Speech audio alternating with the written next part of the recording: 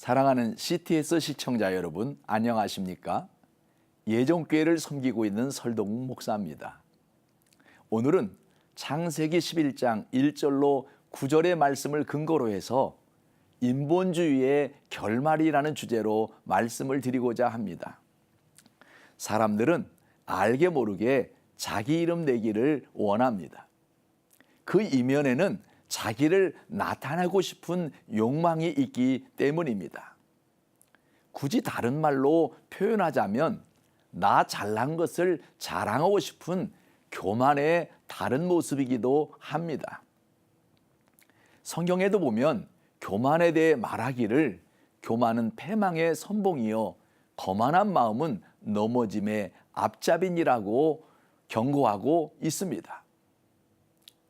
패망이라고 함은 싸워서 지는 것을 말합니다. 선봉은 맨 앞장을 선다는 뜻입니다. 결국 교만한 사람은 백전백패할 수밖에 없는 것입니다. 여러분들도 잘 알다시피 바벨탑의 비극은 무너짐입니다. 무너짐이란 말은 영적으로도 깊은 의미를 주는 말입니다. 자신들을 위해 쌓은 탑은 결국 무너지게 되어 있습니다. 에펠탑 같은 경우는 1889년 프랑스 혁명 100주년을 기념하면서 100주년을 기념하는 박람회를 열었습니다. 그때 기념물 설계안을 공모하게 되었는데 그곳에서 에펠의 설계안이 채택되었고 그 이름을 따서 에펠탑이라고 부르게 되었습니다.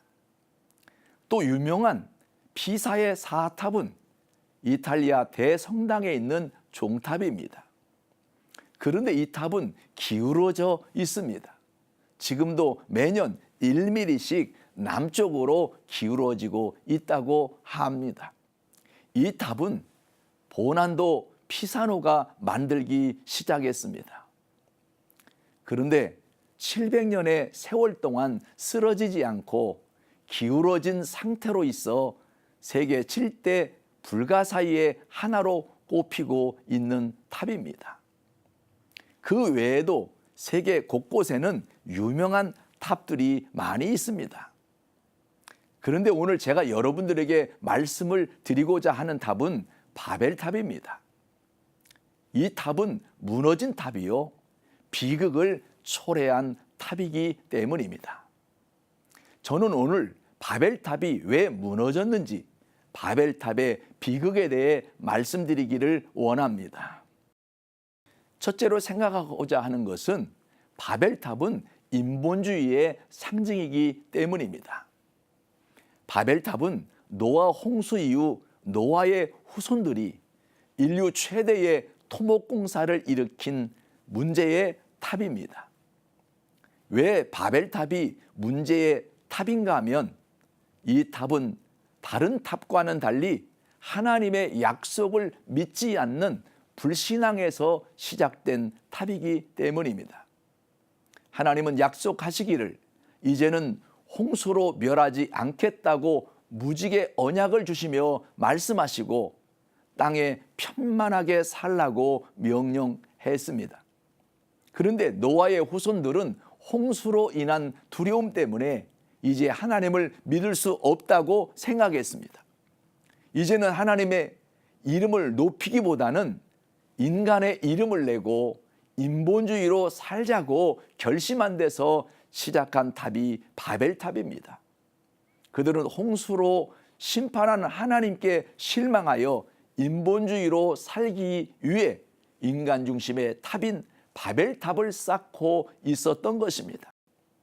오늘날 인류가 여러 가지 말을 사용하면서 서로 의견이 통일되지 못하고 사상이 다른 이유가 바로 하나님을 반역하다가 심판받은 바벨탑의 비극이 가져온 결과물입니다. 그럼에도 사람들은 끝없이 바벨탑을 세우려고 합니다. 그 이유가 바로 인본주의에서 파생된 자기를 나타내고자 하는 교만 때문인 것입니다. 성경을 보면 하나님이 제일 좋아하시는 것이 무엇인가 하면 하나님을 높이는 찬양입니다. 그래서 하나님이 가장 인정하는 천사장 루시퍼를 찬양하는 총책임자로 맡기신 것입니다. 그러던 그가 교만해지니까 반역을 하게 됩니다. 자기 이름을 하나님의 거룩한 이름과 동등하게 하고자 했습니다. 그러다가 하나님께 버림받아 사단이 되고 만 것입니다. 루시퍼가 사단이 된 이유도 바로 교만 때문입니다. 성경 잠언 16장 18절에는 교만은 패망의 선봉이요 거만한 마음은 넘어짐의 앞잡이니라고 기록되어 있습니다. 우리가 신앙생활을 할 때 가장 경계해야 할 것은 교만임을 명심해야 합니다. 결국 하나님과 자신의 위치를 수평 선상에 둘 때 교만해지기 때문입니다.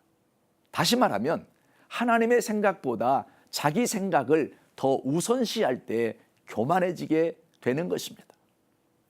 사랑하는 시청자 여러분, 하나님과 인간의 관계는 창조주와 피조물의 관계임을 절대로 잊어서는 안 됩니다. 기독교가 다른 종교와 다른 점은 다른 종교는 사람이 세운 것이지만 기독교는 창조주와 피조물의 관계를 인정하는 신앙생활임을 잊어서는 안 됩니다. 인본주의의 결말은 무너짐임을 명심하시기 바랍니다. 예수님처럼 온유와 겸손을 마음에 새기는 저와 여러분이 되었으면 좋겠습니다.